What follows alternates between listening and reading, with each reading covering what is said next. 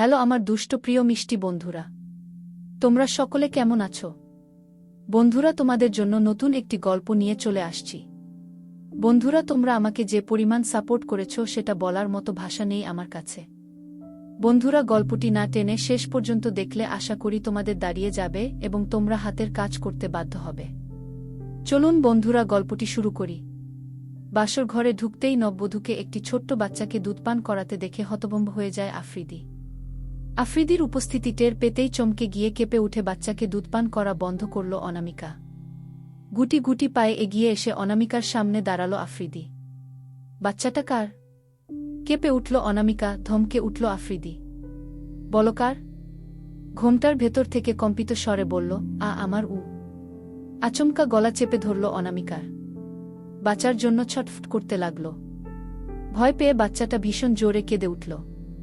ছেলের ঘর থেকে চিৎকার, চেঁচামেচি এবং গোঙানির শব্দ শুনতেই এক প্রকার ছুটে এলেন মাহরিন খাতুন। বাচ্চাটিকে কোলে তুলে নিয়ে কড়া ভাষায় জিজ্ঞেস করলেন, এটা কেমন ব্যবহার আফ্রিদি? এইসব কি হচ্ছে আমার সাথে? কোথায় কি হয়েছে? এই মেয়ে এখানে কি করছে? কি করছে মানে? ও তোমার স্ত্রী? স্ত্রী মাই ফুট। আমাকে ঠকালে কেন তোমরা? ওকে ছাড়ো বলছি। ধাক্কা দিয়ে মাকে রুম থেকে বের করে ডোর আটকে দেয় আফ্রিদি। কেঁপে উঠল অনামিকা। ফের গলা চেপে ধরল। অনামিকার মাথা থেকে ঘোমটা পড়ে গেল। আফ্রিদি তাকায়, অবাক হয়। নাম কি? অনা। বলতে দিল না, আরও জোরে গলা চেপে ধরল। আনারকলি। কিছু বলতে পারল না অনামিকা। চোখ দিয়ে জল গড়াতে লাগল। আফ্রিদি তাকায় অনামিকার দিকে। মেয়েটার নাম মন্দ নয়। মেয়েটির সৌন্দর্য বর্ণনা করতে গেলে পাকা আনার বা ডালিমের দানার মতো রক্তিম। আর যৌবন সে তো রক্তজ বা কলির মতো। চোখের রং নীলাভ সবুজ। এই চোখের রং বেশ বিরল, তবে মন দিয়ে দেখলে মনে গেঁথে যাবে এতটাই সুন্দর। লেন্স লাগিয়েছ? নো না গু। লেন্স খোলো গু। ভয়ে কথা বলতে পারছে না অনামিকা, তবে চোখ বেয়ে জলপ্রপাতের ন্যায় জল গড়িয়ে পড়ছে। আমার চোখ এমন, লেন্স খুলব কি করে? যাকে দুধপান করালে সে কে? আমার ছেলে গু। তুমি আগে থেকে ম্যারিড? কাঁপতে লাগল অনামিকা। জিউ। আচমকা মুখ বেঁধে বেল্টো এনে ইচ্ছেমত প্রহার করতে লাগল অনামিকাকে। যন্ত্রণা সহ্য করতে না পেরে সেন্সলেস হয়ে পড়ে অনামিকা। সারা শরীর রক্তাক্ত করে ফেলল। বেরিয়ে যায় আফ্রিদি। মাহরিন খাতুন এসে ভেতরে ঢুকতেই এমন অবস্থা দেখতেই আতঙ্কিত হয়ে যান। বাচ্চাটাও খুব কাঁদছে। ছেলেকে বকতে লাগলেন সমানে। অনামিকার চোখে মুখে পানি ছিটিয়ে জ্ঞান ফেরান। কিছুক্ষণ বাদেই গা কাঁপিয়ে জ্বর আসে অনামিকার। শীতে কাঁপতে লাগল। ওষুধ খাইয়ে বাচ্চাটাকে নিয়ে অনামিকার পাশে শুয়ে পড়লেন তিনি। রাত প্রায় ৩টা বাজতেই ডোরে নক পড়ল। খুললেন না মাহরিন খাতুন। বারবার নক পড়তেই বাধ্য হয়ে উঠে বসেন। অনামিকার কপালে হাত দিতেই চমকে উঠেন। ভীষণ জ্বর এসেছে, একটুও কমেনি। কেমন করে কাঁপছে। এদিকে জোরে জোরে ডোর নক করছে আফ্রিদি। বাড়ির লোকজন উঠে পড়বে সেই ভয়ে দ্রুত ডোর খুলে দিতেই আফ্রিদি ঢুকে পড়ল। তুমি আমার রুমে কেন? বুঝতে পারলেন নেশা করে এসেছে। তুমি কি পশু? কি করেছি? এভাবে মারলে কেন মেয়েটাকে? ও একটা ঠকবাজ, প্রতারক। কি করেছে? ওর বাচ্চা আছে, বিয়ে হয়েছে, আবার আমাকে বিয়ে করল কেন? আফ্রিদি চুপ করো। খবরদার এটা কাউকে বলবে না। গি বলবো না মানে? একদম চুপ। বাচ্চাটা হঠাৎ কেঁদে উঠল। দ্রুত কোলে তুলে নেন। যাও অন্য রুমে গিয়ে শুয়ে পড়ো। আমি আজ এখানে ঘুমাবো গু। ধাক্কা দিয়ে মাকে বের করে দিল আফ্রিদি। কয়েকবার ডোর ধাক্কান তিনি, লাভ হল না। অনামিকার দিকে এগিয়ে যায়। ঠোসগুলো কাঁপছে। নেশালো চোখে ঘোর লেগে যায় আফ্রিদির। পরিহিত শেরওয়ানি খুলে বেডের উপর বসে নিভু নিভু চোখে অনামিকার দিকে তাকিয়ে রইল। অনামিকা শীতে কাঁপছে। আনারকলি, এই আনারকলি। সায় দিল না অনামিকা। আচমকা কাছে টেনে আনল। ঘুমু ঘুমু কম্পিত চোখে তাকায় অনামিকা। আফ্রিদিকে দেখতেই ভয়ে চিৎকার করে উঠে। আর চিৎকার করতে দিল না, নিজের ঠোঁট দুটো এগিয়ে নিল। আনারকলি। মেহেরিনান জারানিশা। লাল টুকটুকে বেনারসি শাড়ি, মুখে ভারী মেকআপ, গা ভর্তি গহনা পরে বিছানায় বধূ বেশে বসে রয়েছে সিজদা। অজানা ভয়ে শঙ্কায় ক্ষণে ক্ষণে গায়ে কাটা দিয়ে উঠছে। মাথার উপর ফ্যান ঘুরছে। তবুও ঘেমে নিয়ে একাকার হয়ে গিয়েছে সিজদা। বুকের ভেতর ঢোল পেটানোর শব্দের মতো আওয়াজ হচ্ছে। সবাইকে ছেড়ে থাকতে হবে ভাবতেই বুক ফেটে কান্না বেরিয়ে আসছে। সিজদার এই মুহূর্তে বিয়ে করার ইচ্ছা ছিল না, কিন্তু সে তার মামার ঘাড়ে বোঝা হয়ে থাকতে চায়নি। তাই তো পাত্র বদল হওয়া থেকে শুরু করে তারা যা বলছে তাই সিজদা অক্ষরে অক্ষরে পালন করেছে। সে চায়নি তার জন্য তার মামা মামির মধ্যে কোনো প্রকার অশান্তির সৃষ্টি হোক। ভেতরে ভেতরে কষ্টের পাহাড় জমলেও কাউকে সেই কষ্ট বুঝতে দেয়নি। নিজের ভেতর সবটা চেপে রেখেছে। সিজদা নিজের রুমে বসে চোখের পানি ফেলছিল। এরই মধ্যে সালেহা বেগম প্লেট ভর্তি খাবার নিয়ে সিজদার রুমে প্রবেশ করে। সালেহা বেগমকে দেখে সিজদা সন্তর্পণে চোখের পানি মুছে নিল, যেটা চোখ এড়িয়ে গেল না সালেহা বেগমের। সালেহা বেগম সিজদার মাথায় হাত বুলিয়ে দিয়ে বলল, পাগল মাইজা কানতেছিস কে? কান্দে কান্দে সাজগোজ নষ্ট কইরা ফেলাইছিস। একদম কানবি না কইয়া দিলাম। চোখের পানি মোচ কইতাছি সিজদা, না হইলে কিন্তু তোর সাথে সাথে আমিও কাইন্দা দিমু। তুই বুঝোস না কেন তোর চোখের পানি আমি সহ্য করতে পারি নে।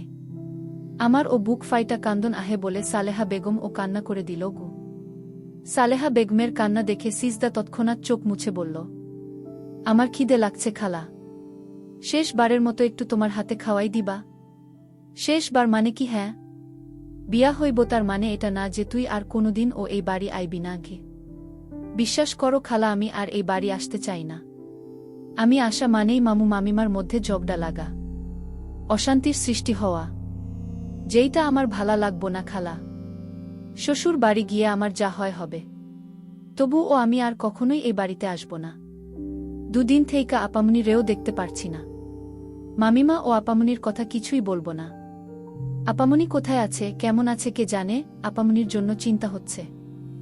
এসব হয়েছে আমার জন্য। আমার জন্য হয়তো বাড়ির মাইজা বাড়ি ছাইডা অন্য কোথাও চইলা গেছে। নিজেরে অনেক অপরাধী মনে হইতাছে খালাগু। নিয়মিত গল্প পড়তে পেজটি ফলো দিয়ে রাখুন। অন্যথায় হারিয়ে ফেলবেন। জাহান্নামে যাক। তাতে তোর কি, যে মাইজা তোরে দুচক্ষে সহ্য করতে পারে না। তার লাইগা তোর দর্দ উথলে পড়ছে ক্যারে। আপামনির চিন্তা তোর করণ লাগত না। তার চিন্তা করণোর লাইগা বহুত মানুষ আছে। তুই চুপচাপ খা বলে সালেহা বেগম সিজদার গালে খাবার তুলে দিলেন। সিজদা কয়েক লোকমা খাওয়ার পর আর খেতে পারল না। সালেহা বেগম ও জোর না করে খাবারের প্লেট নিয়ে সিজদার রুম থেকে বেরিয়ে আসল। তিনি বেরিয়ে আসতেই সিজদা আয়নার সামনে দাঁড়িয়ে নিজেকে দেখে যেন অবাক হয়ে গেল। নিজেরই নিজেকে চেনা দায় হয়ে গেল সিজদার। এরই মধ্যে নিচ থেকে বর এসেছে বলে চিৎকার চেঁচামেচি শোনা গেল। বর এসেছে শুনেই সিজদার হার্টবিট বেড়ে গেল। চেনা না জানা না সম্পূর্ণ অপরিচিত একটা মানুষের জন্য অদ্ভুত এক অনুভূতির সৃষ্টি হল কু। সাইফান গাড়ি থেকে নামতেই বিথি চৌধুরী সাইফানের গলায় একটা স্বর্ণের চেইন পরিয়ে দিয়ে মিষ্টি মুখ করালেন। বিথি চৌধুরীর চেহারা দেখেই বোঝা যাচ্ছে সে জামাইকে সাদরে গ্রহণ করতে স্বেচ্ছায় আসেননি, তাকে ফোর্স করে নিয়ে আসা হয়েছে। মুখখানা কেমন ভাট করে রেখেছেন তিনি। মিষ্টি মুখ শেষ হলে সাইফানকে প্রবেশদ্বারে ফিতা কাটার জন্য নিয়ে যাওয়া হল। ফিতা টেনে তারা দেয়াল তৈরি করে রেখেছেন। অপর প্রান্তে কেচি হাতে নিয়ে দাঁড়িয়ে রয়েছে সুন্দরী সুন্দরী রমণী।